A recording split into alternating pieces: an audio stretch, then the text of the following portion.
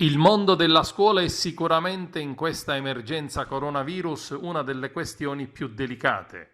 La ministra Azzolina ha dichiarato che la chiusura delle scuole e delle università si protrarrà oltre il 3 aprile, ma non è possibile al momento stabilire una data per la ripresa delle attività facendo intendere, come molti pensano, che si possa addirittura tornare a scuola a settembre per il nuovo anno scolastico 2020-2021.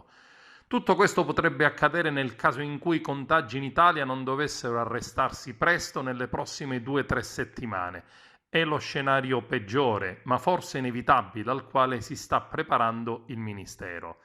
Le scuole riapriranno, dichiara Lazzolina, solo quando avremo la certezza che studenti e personale potranno rientrare in assoluta sicurezza. Tra tutti gli scenari allo studio del Ministero c'è appunto anche il ritorno sui banchi a settembre, perché un ritorno a scuola si tradurrebbe ovviamente con spostamenti di bambini, giovani, docenti e personale tecnico ausiliario, assembramenti di genitori all'entrata ed all'uscita degli istituti, volumi di traffico e riutilizzo in massa dei mezzi pubblici. Ed è per questi motivi che tornare a settembre sarebbe quasi inevitabile. L'anno scolastico sarà salvo in qualsiasi caso.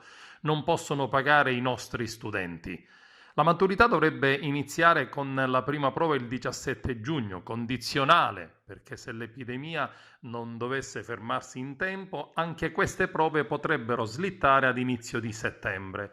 La ministra dell'istruzione ha anche ammesso che sulla didattica a distanza la situazione è variegata, con realtà in cui funziona bene e altre in cui meno, c'è un grande sforzo da parte dei docenti. So che alcuni sono in difficoltà, ma la situazione potrà migliorare.